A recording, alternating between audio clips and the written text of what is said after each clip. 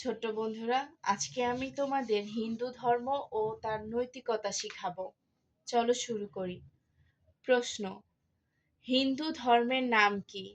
উত্তর: হিন্দু ধর্মের নাম সনাতন ধর্ম। প্রশ্ন: হিন্দু ধর্মের প্রবর্তক কে? উত্তর: আর্য ঋষিগণ।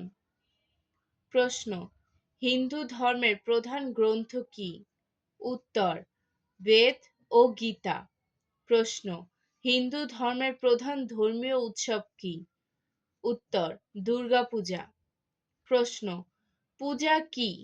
উত্তর: পূজা ঈশ্বরের প্রতীক উপাসনা করা।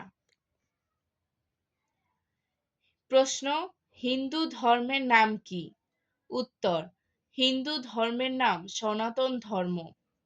প্রশ্ন: হিন্দু ধর্মের প্রবর্তক কে? উত্তর: আর্য ঋষিগণ। প্রশ্ন: হিন্দু ধর্মের প্রধান গ্রন্থ কি? বেদ ও গীতা। প্রশ্ন: হিন্দু ধর্মের প্রধান ধর্মীয় উৎসব কি? উত্তর: দুর্গা পূজা। প্রশ্ন: পূজা কি? উত্তর: পূজা ঈশ্বরের প্রতীক উপাসনা করা।